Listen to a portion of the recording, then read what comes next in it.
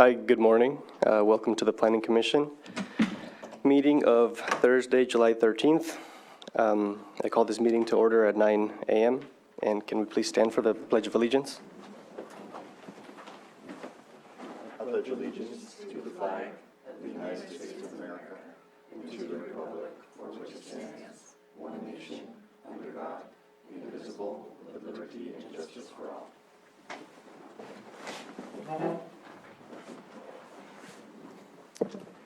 Can we get a verification of legal notices? Yes, everything has been noticed correctly. Thank you. And we do have one consent agenda item. Mr. Chair, I move that the minutes from the May 25. Excuse me, sorry. Before that, could I please request that those minutes get pulled? There were a few typographical errors that just need to be corrected that Ruby will go over. Yeah, item 6B, I think, needs a verb. That's the only thing I saw. Okay. There are a few more. No, you just would remove it, or I guess, yeah, so a motion to remove it from consent agenda and then take it up. So moved. Second. All in favor? Aye. Aye. All opposed? Motion passes. We're moving on to public input. Any person may speak for 3 minutes about any subject of concern, provided that it is within the jurisdiction of the Planning Commission and is not already on today's agenda or scheduled for a future public hearing.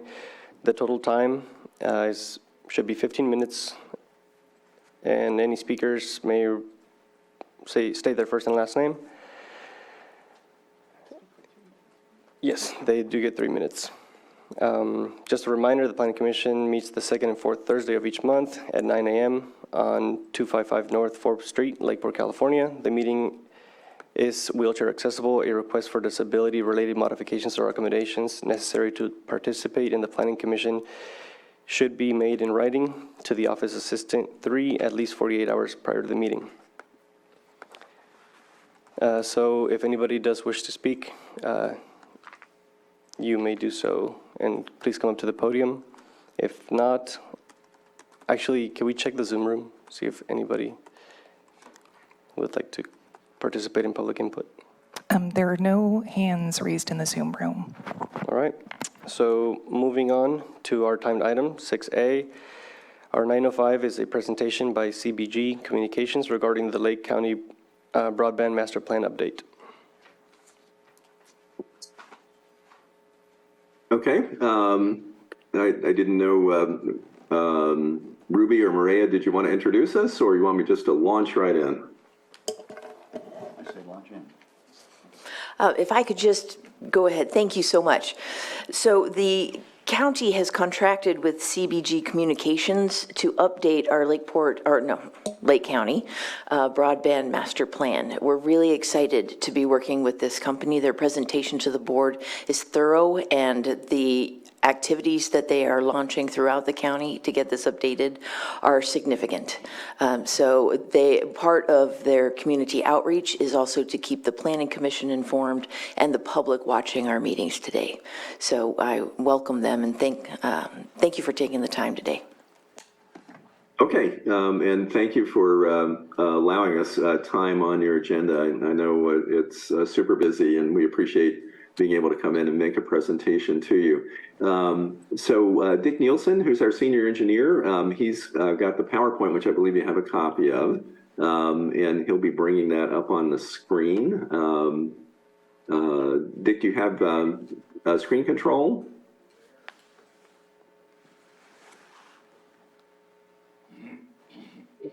There you go. Okay, and then also with us today is, yeah, you can go ahead and hit it from the beginning.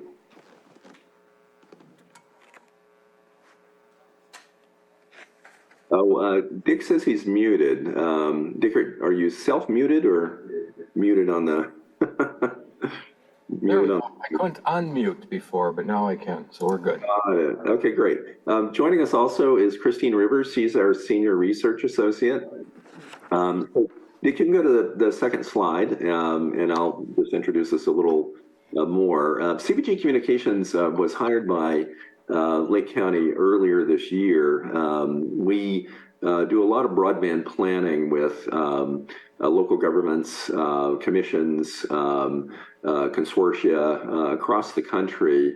Our closest project to Lake County is a project that we began with Napa County a little over 2 years ago, which recently resulted in an RFP related to the federal funding account, which we're awaiting responses on.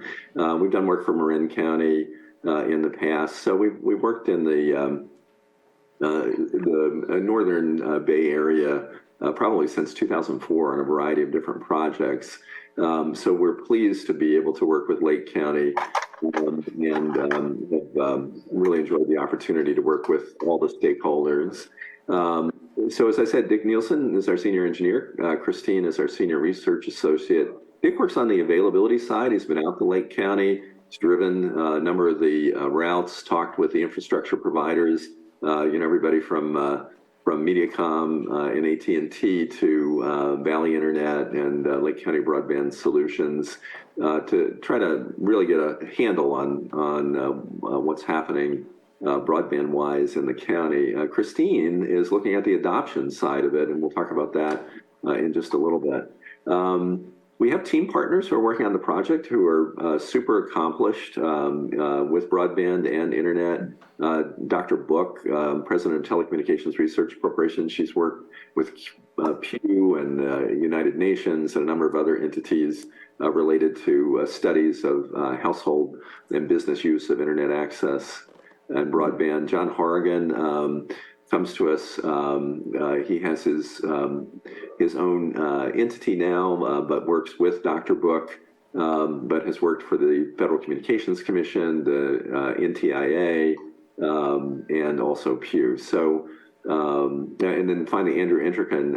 Andrew is our GIS specialist and has been working on broadband infrastructure development and mapping projects for a number of years now. So we put this team together. Here's our scope of work. We're nearing the end of the update of the master broadband plan, at least the information gathering stage, and then putting the report together and hoping to present that to the Board of Supervisors at the end of August. The second part of that, but it's actually already started, is developing the written implementation plan. As some of you may know, there's another contractor in the county, Tilson Technologies, along with Utopia, which is an open access network provider, working through the RCRC, is working on a local agency technical assistance grant and already designing some backbone fiber infrastructure in the county.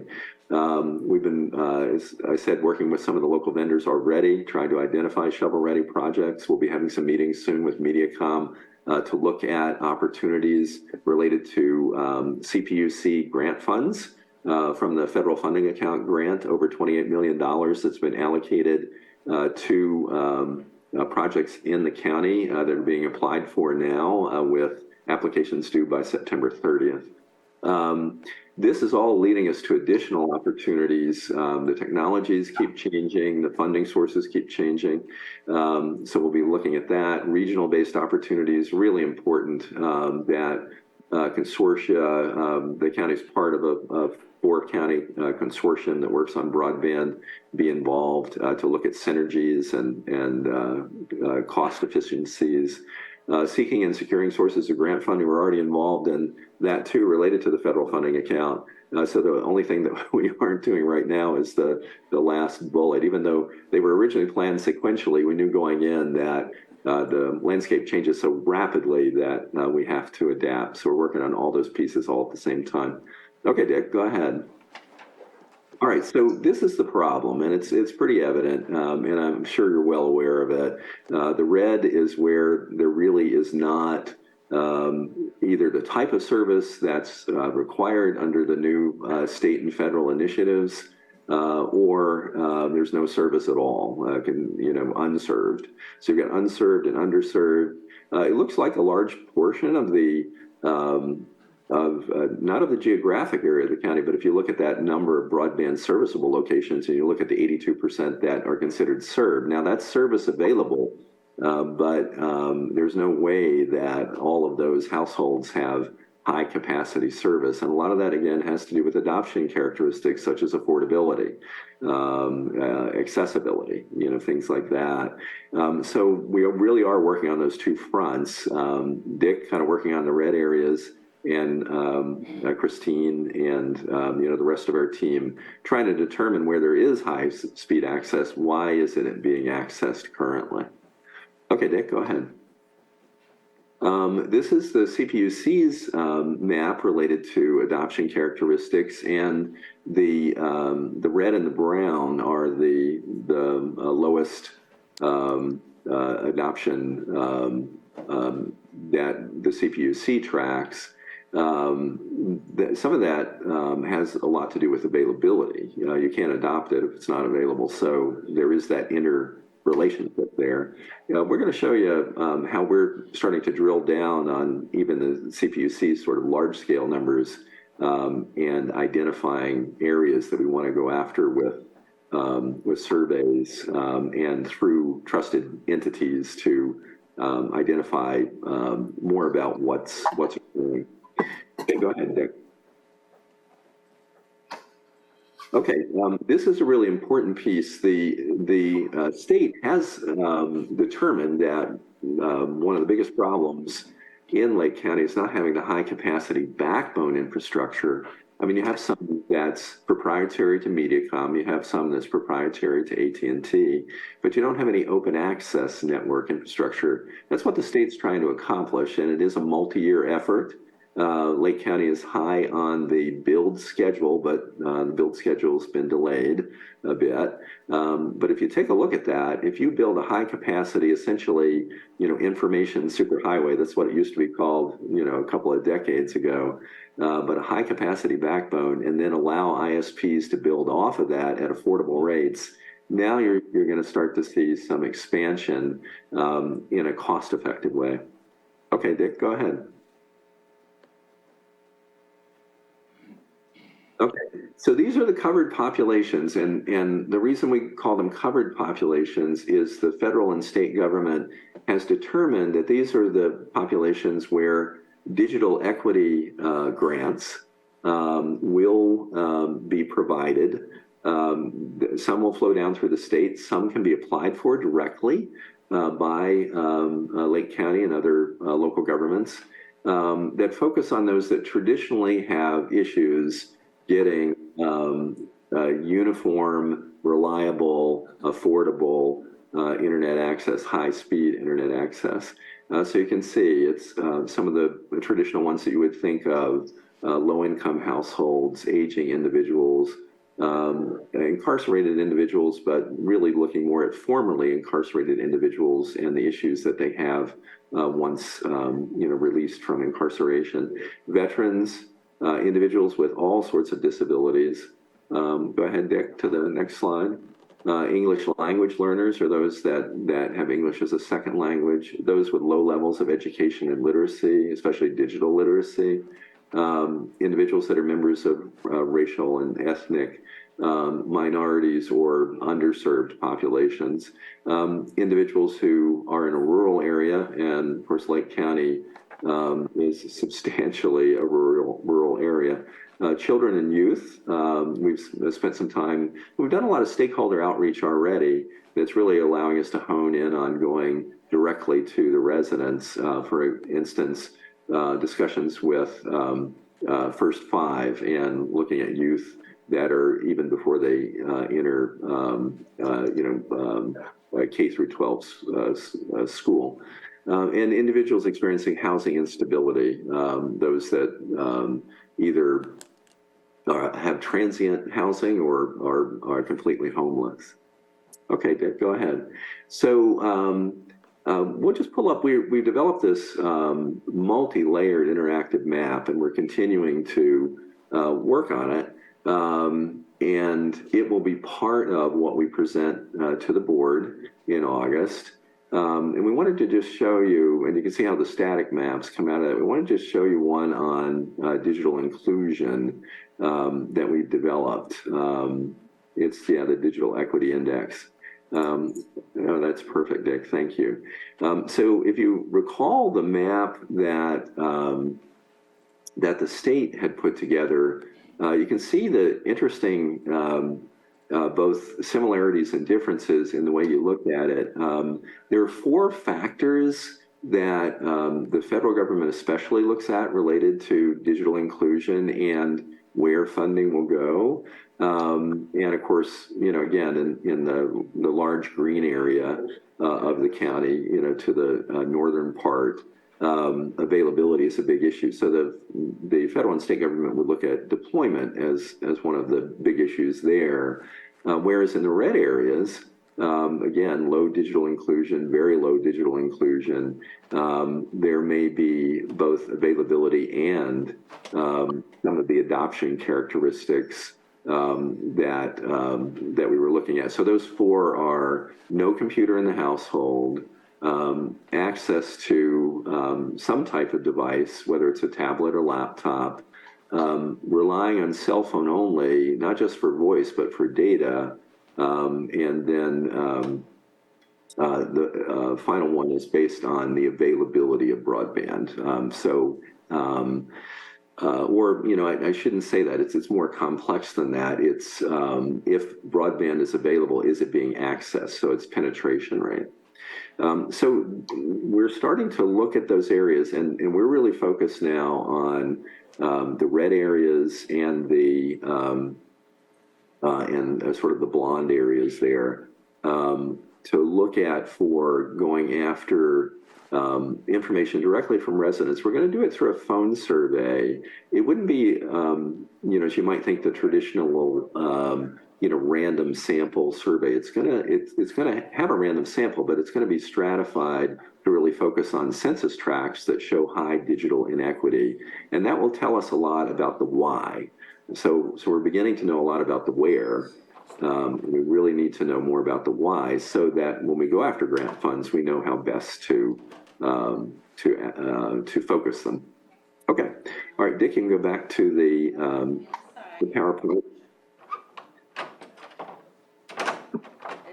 No, you have to push it from inside. You can only open from outside this door and then inside. Okay, so the next slide. All right, so that's it, kind of in I know it's a really quick nutshell on a gigantic project.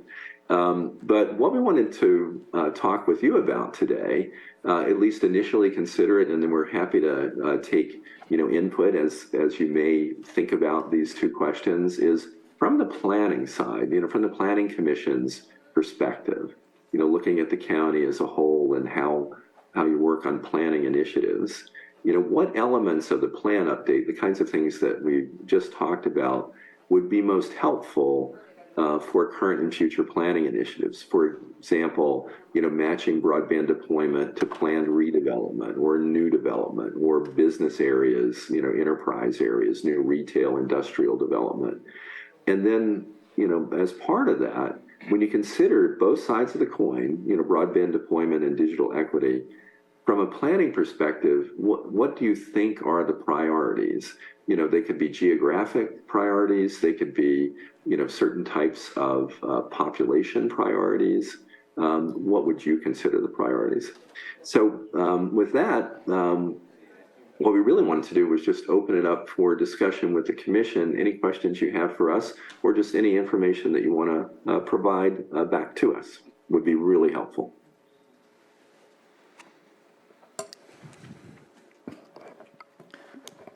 Thank you very much. I had a question. We get phone surveys a lot, and I'm at the point where I don't even answer the phone unless it's a number that I know. So it's kind of, I guess it's more of a comment than a question. It seems to me like polling the population that's underserved would be really, really valuable.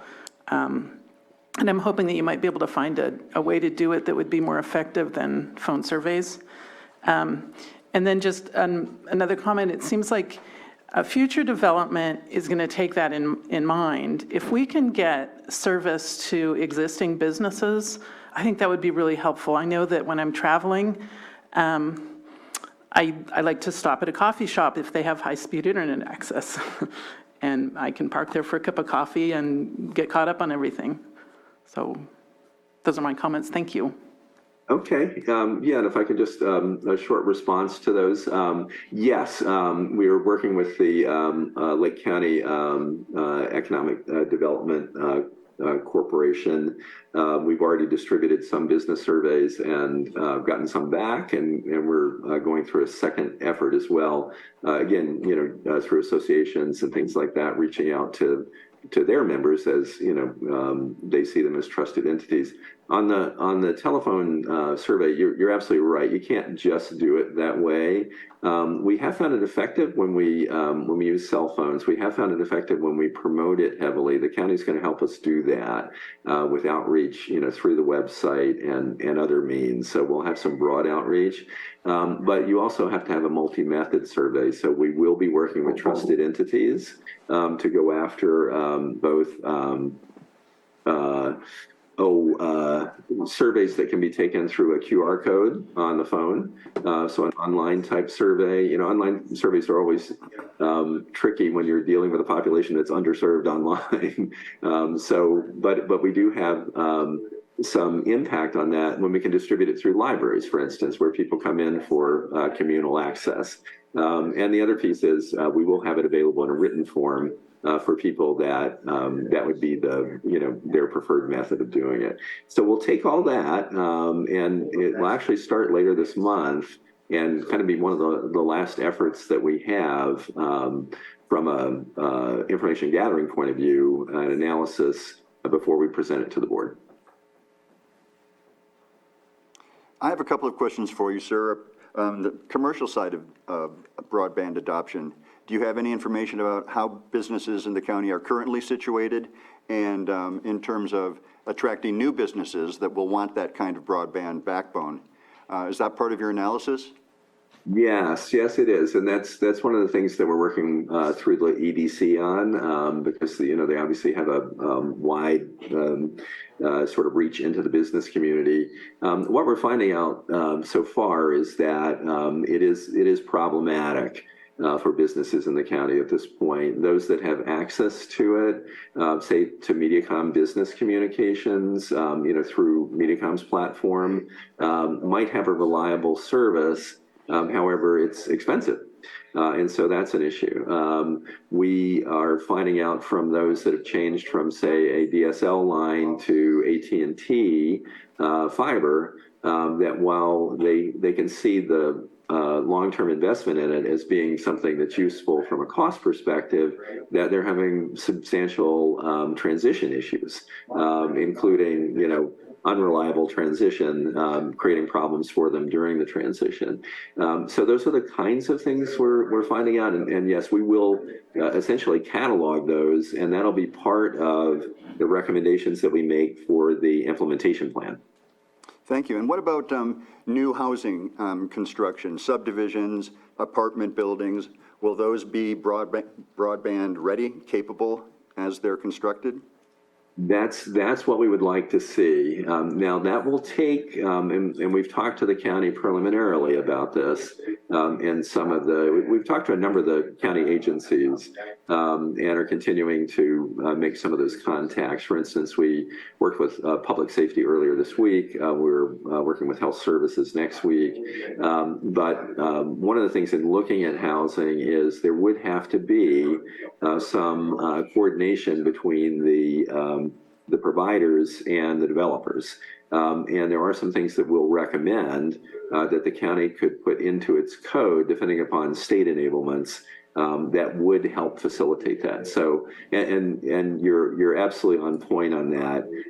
The ability to get high capacity internet access built while everything's being developed makes it much easier to turn up. It's much less costly and gets service to new developments much quicker.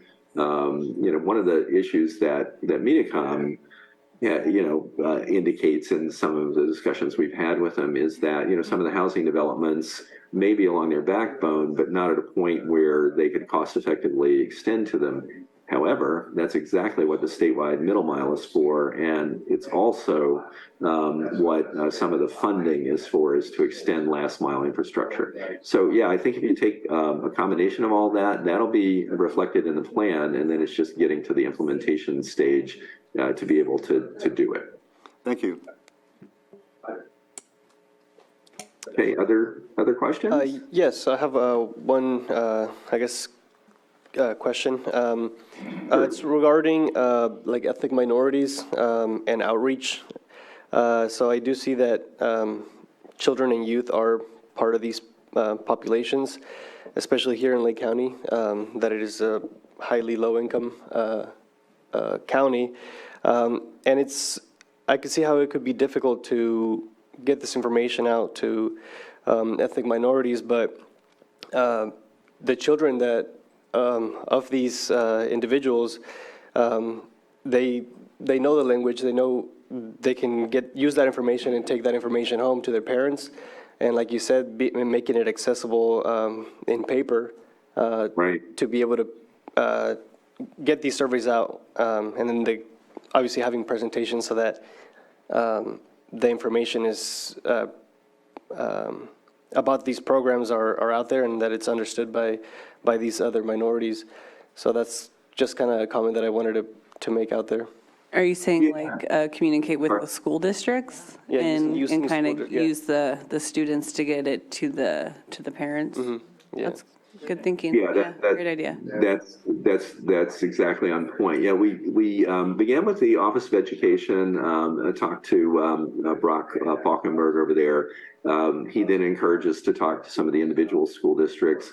We've had some discussions with a couple of them that are still doing some outreach. One of the things that we've been effective in is distributing materials through the school districts. We're actually working on a project up in Washington where we're doing that right now. One of the things that, though I saw the comment on Spanish, yeah, we know that 25% of the population is Hispanic, Latinx, and we do know that obviously we'll be doing the surveys in Spanish as well as English, but we got to look at the timing of that. We're kind of working with the county because some of the efforts that we're getting into, depending on when the county wants us to make the overall presentation, may be partially reflected in the master plan update. And one of the recommendations will be to continue those efforts during the implementation planning phase. The implementation planning phase is designed to get some of this going, right, to solve some of the issues. But the way that the funding is coming down from both the state and the federal government, it's a multi-year process. So there's some funding now in 2023. There's more expected in 2024, and some of that might slip into 2025. So I think however we approach it, I think we'll be able to look at it in phases and ultimately, put together a plan that can accomplish the goal. So, okay. But yeah, all those are great comments. Thank you. If I might add, Chair, the timing of this outreach and development of the plan is really great because it will help to inform our updates of our local area plans going forward as well. With the middle mile going through 175 through Cobb and a number of areas that are historically underserved, I think it's going to be a very strong theme that we're going to get from the public is the need for this increased broadband access. So I'm really excited that these plans are sort of overlapping. Yeah, I think, and we encourage this, that broadband be, just like lots of other elements, be part of, the overall comprehensive plan and master planning. And I think the county, because we don't see every local government thinking that, and then it kind of catches them up, during the pandemic, or as we continue on, trying to achieve this goal. But the county, if you think about it, it already has a master plan, developed in 2019, pre-pandemic. With some of the data going back to 2017. So the county was on the right track already, and now it's really just updating it, taking advantage of everything that is going on. What do they say? There's a right time for taking action, and this is the right time.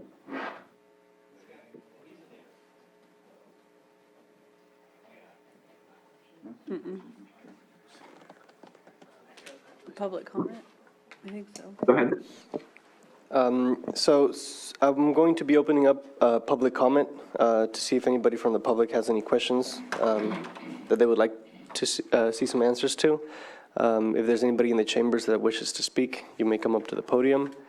And we'll also take a look in the Zoom room to see if there's any hands in there. There are no hands raised in the Zoom room. All right. Seeing that we have no hands in the Zoom room or in chambers, I'm going to close public comment and bring it back to the commission. Mr. Chair, I'd like to thank CBG for the presentation and look forward to the fully fleshed out report for the Board of Supervisors later this summer.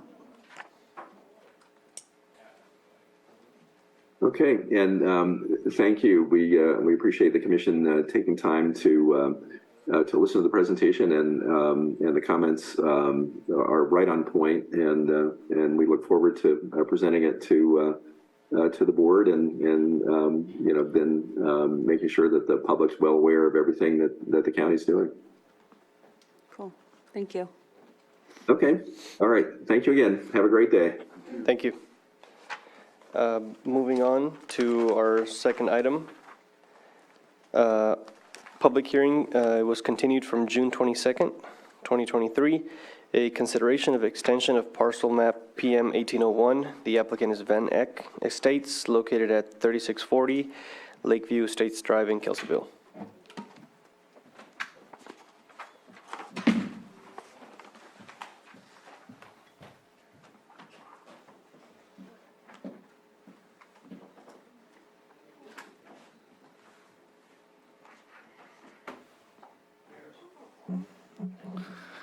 Hello, good morning, Commissioners. My name is Max Stockton, and I am here to tell you about the Van Eck Estates parcel map extension. Just so you know, the applicant is here for any questions that you may have after this presentation. So beginning in 2006, the applicant went for a tentative subdivision map. And then in 2018, we saw that he decided to go from 16 parcels down to 4 parcels and created a parcel map at that time. The moratorium was in place, and as well as many other things were going on around the country and the world. And so he had a few setbacks. He was able to establish a well on site, and that well is set in place to support the 4 parcels going forward. But there are other stipulations that have kind of set him back throughout this time. June 2020, tentative parcel map was set to expire. And at this time, actually 1 month before it expired, he came in and applied for a parcel map extension. That parcel map extension was heard in November of 2020. And at that time, the Planning Commission did approve it with the stipulation that it needed to go before the Board of Supervisors. Well, at some point, the staff had extenuating circumstances, and that never made it to Board of Supervisors. And so today we are here before you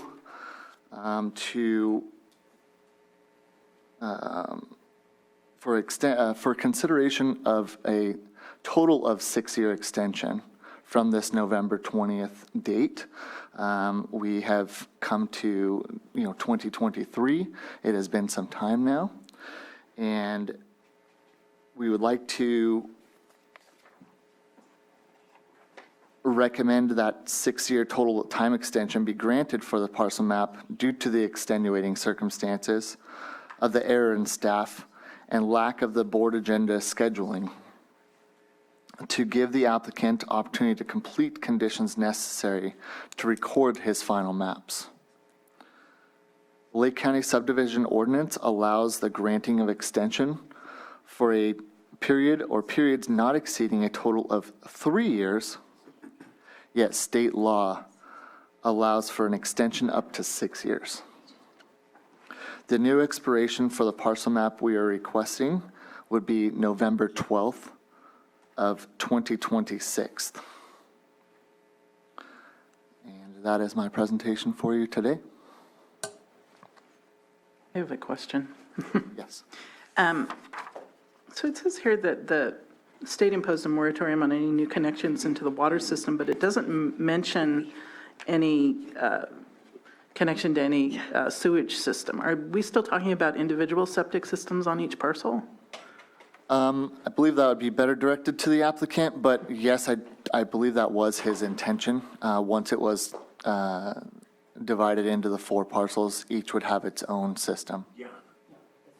Yeah, I would have concerns about that, but I'm not sure that that's our objective today, so. I believe he could direct you better on that question. Quick question. So regarding a total of 6-year extension, would it be 2, 3-year, the first period would be after the 3rd year to see if anything got done between those first 3 years, and then if nothing happened, an additional 3-year extension would be, or just from beginning to end, it would be 6? Yes, so the Lake County Code allows for an extension of 3 years, and we'll find that exact citation for you momentarily. The State Subdivision Map Act allows for a full extension of 6 years total. We are requesting to go with the state 6-year total because this project was sort of set aside during our massive staff turnover. And so to request the 3 years really wouldn't give him enough time to complete and satisfy his conditions of approval. As well as the septic question from Commissioner Field. Once the subdivision was downgraded to 4 parcels, all of those parcels meet the minimum acreage that is required in order to have a septic system.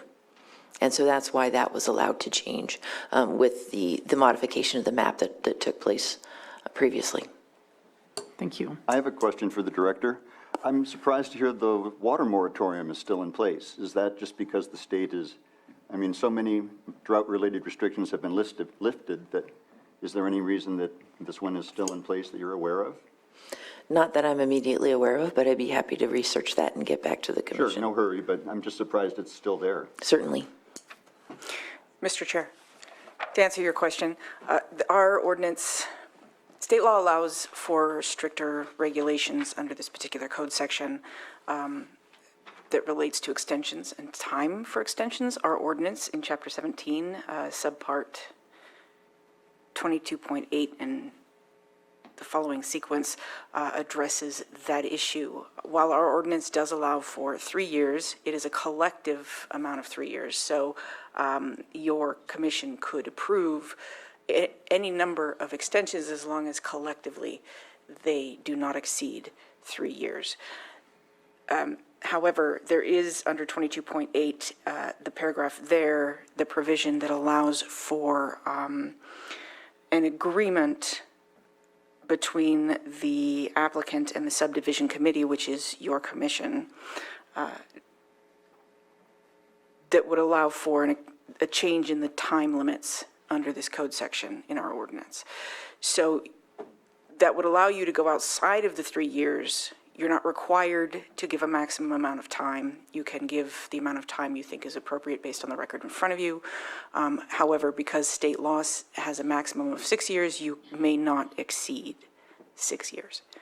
So the extension you approved today could be any number of years up to 3 under our ordinance, or any number of years up to 6 years under state ordinance, if you are agreeing under 22.8 in Chapter 17 as the subdivision committee, that the time under our ordinance may be extended. Thank you. Thank you. Any more questions from the commission? No. All right, so I'm going to be opening up public comment. If anybody in the chambers wishes to speak on this project, please come up. I do know the applicant is here. If he has anything to, any comments regarding his project. Okay. We'll take a look in the Zoom room, see if there's any hands. There are no hands in the Zoom room. All right, seeing no hands, I'm going to close public comment and bring it back to the commission.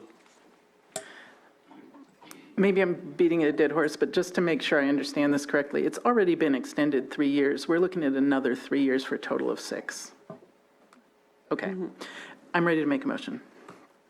I move the Planning Commission approve an extension of, oh, wait, we have to go back to the mitigated negative. I move the mitigated negative declarations previously prepared for SDO 513 and for PM 1801 do meet the requirements of Section 15162A of the CEQA guidelines, and that no additional environmental review need be prepared based on the findings listed in the staff report dated July 13th, 2023. Second. Oh, I thought we were going to get a roll call. Yeah. All in favor? Aye. Aye. All opposed? I further move the Planning Commission approve an extension of time for PMX 2001 for parcel map PM 1801 for a period of total 6 years with a new expiration date of November 12th, 2026, based on the findings listed in the staff report dated July 13th, 2023. Second. All in favor? Aye. Aye. Aye. All opposed? Mr. Chair, Yes. I was listening to the language of the motion, and it said to extend for a total of 6 years. My understanding is that the extension for today is for another 3, not 6 on top of. For total that, as I mentioned earlier, it's retroactive, the 3 years that it's already been extended for a total of 6. Thank you. And it does specify a date, so. Okay, thank you. Okay. The applicant or any interested person is reminded that the subdivision ordinance provides for a 15 calendar day appeal period. If there is a disagreement with the planning commission, an appeal to the board of supervisors may be filed. The appropriate forms and applicable fee must be submitted prior to 5 p.m. on or before the 15th calendar day following the commission's final determination. All right. Thank you. Thank you. Moving on to our next item. A public hearing continued from June 22nd, 2023. Consideration of administrative appeal, AA 23-01, of departmental denial of building permit for a new residence on a parcel zoned planned development commercial, PDC. The applicant, Jan and Cheryl Bazooka, located on 12546 Foothill Boulevard, Clear Lake Oaks, APN 035-141-33.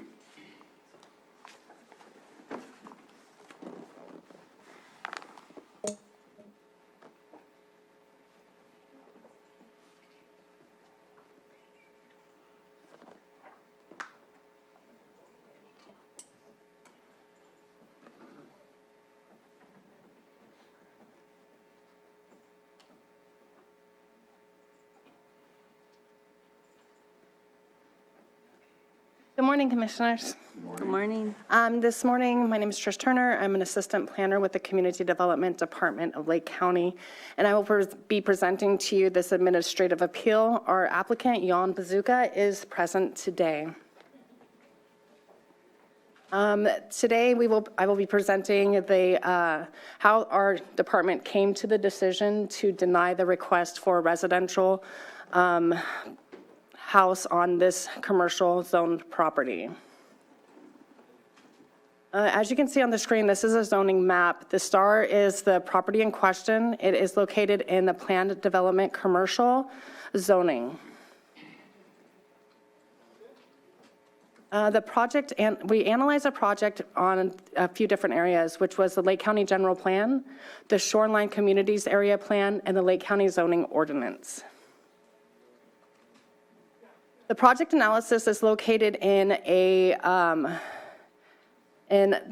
area deemed the Plaza in Clear Lake Oaks, and this was deemed or created to be the town center for Clear Lake Oaks community.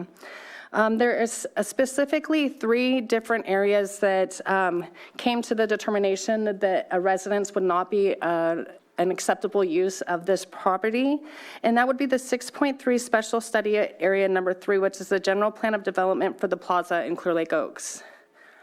And 6.3.1 is that it supports the development of a concentrated, vibrant town center in the Clear Lake Oaks in conjunction with the plaza, which provides services to local residents.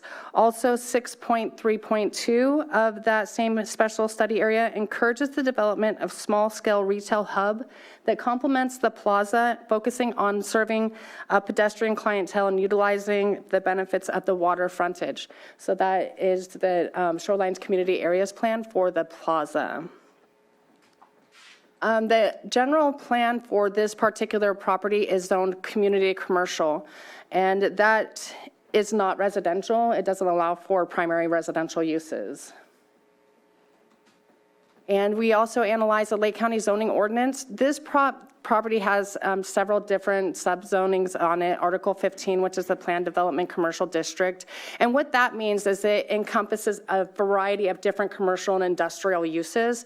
And whenever somebody wants to do something on one of these particular zoned properties, they have to submit a special plan of development to our department, which has a few different requirements. Also, Article 40, which is another, it's parking combining district. It has special parking requirements because it is considered commercial. And also with any commercial property zoned in our county, they do require a design review. And then Article 59, which is the non-conforming uses for buildings and structures. So let's say hypothetically there is an existing home on a commercial property and somebody wanted and it was destroyed and they wanted to be rebuilt. It would have to be rebuilt within 2 years of it being demolished. And that's how we came to the determination to not allow somebody to build a primary residence on this particular property. So then the applicant did appeal our Community Development Department's decision, and staff recommends that that the primary residential use is not in conformance with the Lake County Commercial Land Use designation in the general plan. Primary residential use is not in conformance with the Shoreline Communities Area Plan, and the primary residential use is not in conformance with the Lake County zoning ordinance. The legal non-conforming use on this particular property entitlement expired 2 years after the residence was demolished in 2003. So we are recommending that this commission denies the appeal and uphold the Community Development Department's decision. Thank you. Thank you. Thank you.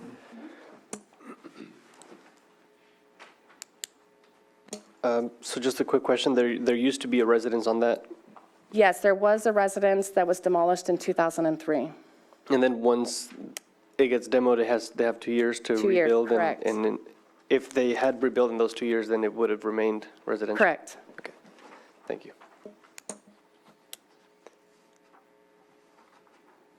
Any more questions? No, I'd just like to hear if the applicant has any comments. Sir, if you wish to speak, you can come up to the podium, and yes, right here. Just state your first and last name. Yeah. Jan Bezuka. Public comment or input is now open. Yeah, I'm the owner of the property in question. I don't know, I think.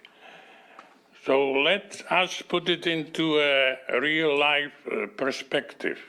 What I hear from that report is that we are proposing something unheard of and really sick.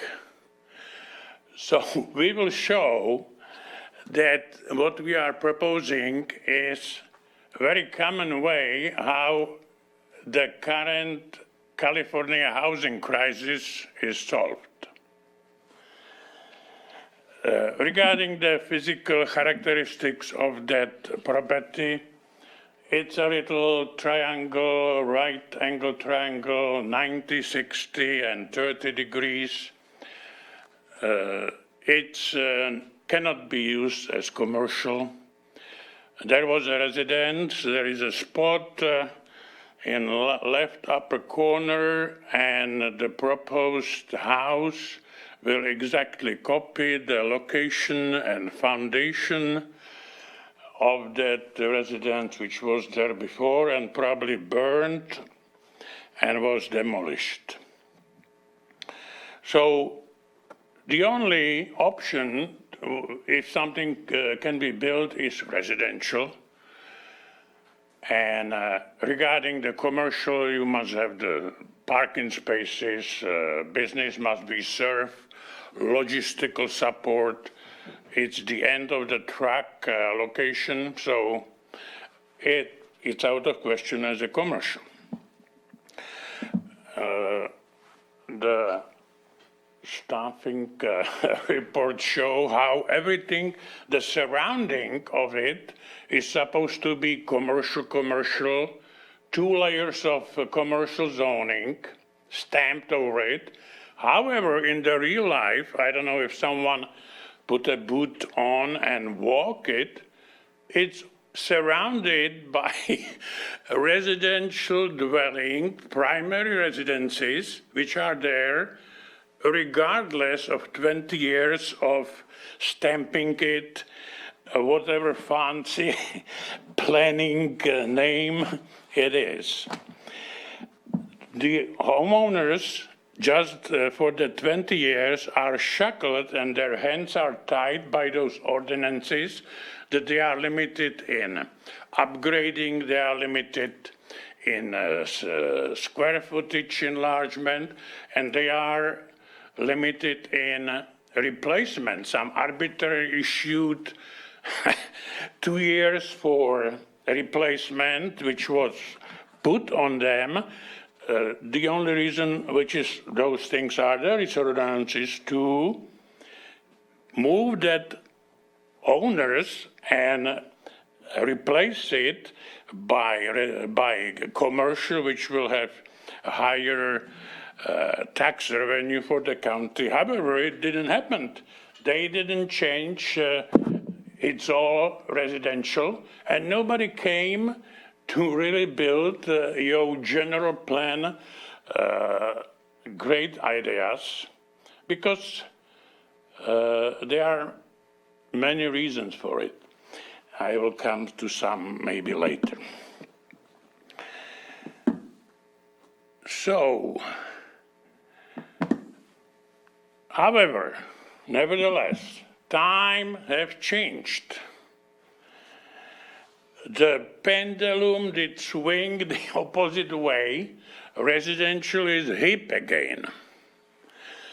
So the state government declared housing crisis. They initiated many legislative initiatives to build 2.5 million housing units by 2030. And it's supposed to be done, and it's done. Utilizing non-traditional way of development, such as converting office building in mixed-use development, infill development, and building in underused commercial zoning lots. So most of that big plan is that it will be tapped into commercial lots because they are not used. There is not really demand, and that's the only way how fast and easy the housing can be built. So it's not out of the question, it's not criminal what we are proposing. Regardless, 27 layers. So I contacted the Lake County representative in Sacramento, a lady named Cecilia Aguilar, and she sent us, her office sent us the list of their initiatives how to solve the California housing crisis. I have some paperwork for that commission. Can I? One for each, and this may be one for each as well.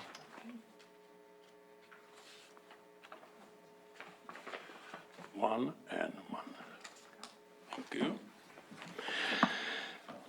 So as you can see, you know that that list is piled up with all kinds of initiatives how to help building fast.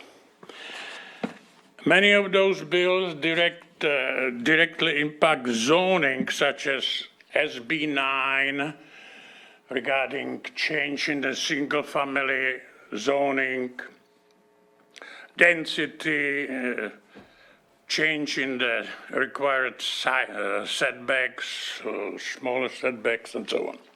However, the one bill which I want to point out is the bill called SB 6, sponsored by Senator Ana Caballero of Merced, Fresno, and Monterey County as well, former mayor of Salinas, good lady. She sponsored a bill which allows residential use on commercially zoned property without requirement of rezoning. SB 6 published on 09/28/22 amended Chapter 659 Government Code relating to land use. So there are changes, and what we are proposing in our little way, a little noodle, is happening everywhere. As you can see on our application, I don't understand the whole system of. We applied on March 13th for use permit to grant, I think the correct term would be substitution permit, which will allow us, after issuing that use permit, to apply for the building permit. We understand that we cannot come and apply for building permit. There must be some first building block, and probably that avenue how to build on that little noodle is to get use permit, substitution permit for 6 months, to have a period, and then put the building permit. We have already the plans. It's not an issue of not ready. So the area, there's some time limits, like 2 minutes or 3 minutes, or there is time limits for me to speak or no? Well, there is a time limit, but I'm just curious as to. Yeah, I will be short. I'm just ending. Okay. Sometimes I get overly excited. So the area which surrounds that lot with several layers of commercial zoning is not really a sprouting hub of smart commercial activities which it was designed. There is only one thing which happened is a church. Churches are everywhere. You don't need to have 2 layers of zoning and shackle everyone around for that. So, a long time nothing happening because there is a big competition. There is maybe 30% vacancies for commercial on the main corridor of Highway 20, many undeveloped commercial lot on Highway 20. Nobody is rushing, and the commercial is coming to the similar crisis as general real estate came in 2009 it's very difficult to get financing for commercial real estate right now. Anyway, last but not the least, we purchased this property from the county. We paid county $15,000, county benefited. We put it back on the current tax roll list. We didn't benefit. We cannot use it. We cannot enjoy any property rights. Everyone just wants to be paid taxes. Taxes are the smallest part. There is a sewer and water for all those years, 20 plus years after that fire, and that the Clear Lake Oak Water Company is billing monthly, big bill, so it piles, and I start to understand why those previous owners walk away from it, default on it, because why you would pay the bills to everyone when you cannot do anything with it? Who would do that?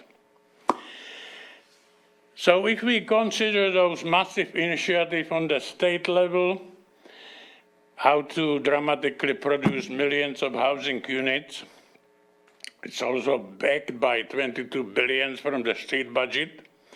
We are discussing here some really insignificant task of 2 years, some imposed mandatory periods and so on. It's a little tinkering here, a little nitpicking compared to the bigger picture.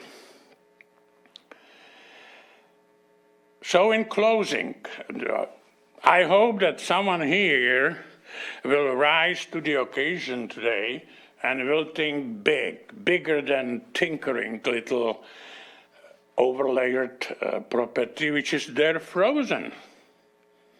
In closing, what is the best interest for the community development in that land use? Is it that it will not be developed and will be part of that non-producing eyesore there? Or is it that it will be developed as originally was, residential property, new house? Comparing the benefits of those two options, I say build a house. That concludes my performance. Thank you very much. Thank you. So I'll be, actually, let's check the Zoom room to see if there's any hands in there. No hands in the Zoom room. Okay, so I'll be closing public comment and bringing it back to the commission. So I understand that there used to be a house there, and that was my same question that I had. But this area was specifically designed for commercial. It's in writing, and when you purchase the property, I'm sure, I mean, if you're ever purchasing a property, you would kind of see what you want to do with it in the future, what's allowed, and it's a whole process of development that goes into it with any property, no matter where it is, what you're allowed to do with it and what your plans are to do with it. So seeing that it is within this area, but also checking on the surrounding areas, you do see homes, and you make a good point that would you rather just have an empty lot or something there, but that something there has to follow the rules with what is planned for that area. So that's just kind of a comment that I wanted to make, that I do understand that it would be nice to see a nice brand new house on there, but it's about the use and what the county has planned for that area. So that's just kind of a comment that I wanted to make. And I will echo Chair Chavez. I'm all for pro-growth, new development, new housing, all of that. We are in a position where we need to honor what the planned development would be for that parcel. And it starts with one. If we can set the standards and our rules and stand firm on what the vision was for this property, everything will fall into line. And in reflection on the applicant bringing up different ways to cure or work with the housing crisis and using retail space, that's usually existing structures, like gas stations or something where they can build vertically to incorporate housing into that. So I will just stand with staff and hope that this will kind of, in the long run, turn into what they actually visualize the plaza being, a community area. And the park that's there currently is amazing.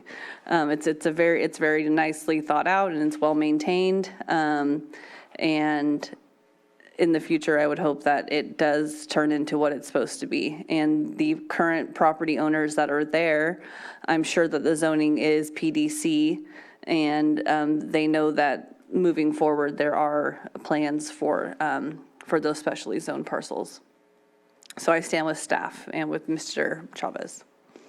Mr. Chair, I appreciate Mr. Bazooka's predicament, and I agree that the legislation that's been recently passed and signed into law is important and can make a difference, but at this point, that's rather aspirational. And I can, today, as a commissioner, cannot make a finding that would justify overturning the director's administrative denial of your application.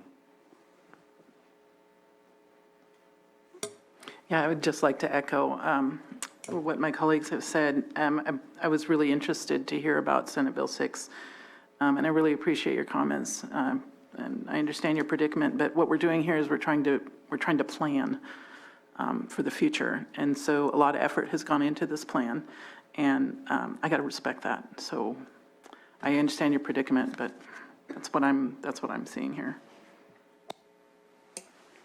So I want to add, in respect to all of the comments, to Mr. Bazooka's concerns, there's a lot happening, and I lived in this area all my life. I frequent the local red and white market. The original owners were friends of my grandmother. And the part that's hard for me is seeing this place stay the same. I haven't seen development happen here in decades. There's businesses that come and use the same pizza place to a barbecue place to back to a pizza place. Nothing has changed in my lifetime in this area. And I don't think it will, and the unfortunate part is we have our master plans, we have these ordinances, and sometimes they don't work. And I think we have to acknowledge in this instance, it's not working for this owner of this property. And I say that in frustration because I drive through this area and I see people sleeping in the park. I see people living on these properties that aren't developed illegally. And there's a lot of work it takes to remove people, to clean up these properties. And it's a hardship, and if he's still having to pay taxes, at what point are we responsible to support and help address these concerns? He brought up another issue, which is a prominent one with the Clear Lake Oaks Water District, is if you have a hookup and you don't have anything on that piece of land, they're still charging you fees for that water. And so these are all concerns that are impacting the crisis of housing and development. And so at some point, we have to find ways to mitigate or remedy these issues because, like I said, I don't see this becoming anything commercial in my lifetime. And that's unfortunate. I don't see new business coming into Clear Lake Oaks, into this area. The county might develop and improve this area, but other than that, no businesses are coming from the outside to this area. And that's just the reality. And so I feel for the applicant. I understand where you're coming from, and I wish there was a way we could make this work, but I don't see a path forward to do that. So I'm going to reluctantly agree with the commission and staff, and I do feel for the situation you're in because I know a lot of people are in this situation, so that's kind of my comments.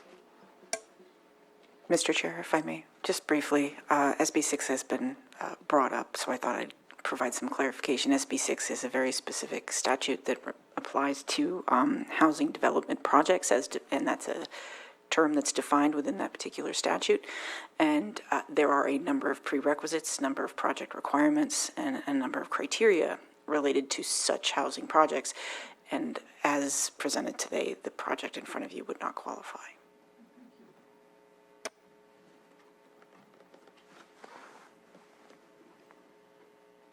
Okay, well, Commissioner Brown, that was very well said. That's exactly what's going on in that area and in a lot of places in Lake County, that it's a difficult situation for this applicant to be in. And I mean, that's all we can do. This house could be built in the next year and you could have something there, but it's just we're tied with the zoning and kind of what everything is. So, but it's sometimes the law or the rules that are set, like you said, they don't function as well as they sound on paper in real life. So, but it's just where we are for this one. So are we prepared to make a motion? Are we still discussing? That was all the comments I had. I'm ready to move forward. I have no other comments. Okay, I'll move that the Planning Commission deny the administrative appeal AA 23-01 of Jan Bazooka with the findings listed in staff report dated June 22nd, 2023. Second. All in favor? Aye. Aye. All opposed?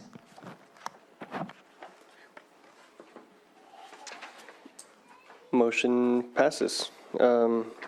The applicant or any interested person is reminding that the zoning ordinance provides for actually, 1 second. Here you go. Oh, thank you. Provides for a 7-day calendar day appeal period. If there is a disagreement with the Planning Commission, an appeal to the Board of Supervisors may be filed. The appropriate forms and applicable fee must be submitted prior to 5 p.m. on or before the 7th day following the Planning Commission's decision on this matter. Thank you. Thank you. Thank you. Thanks, Trish. Okay. Moving on to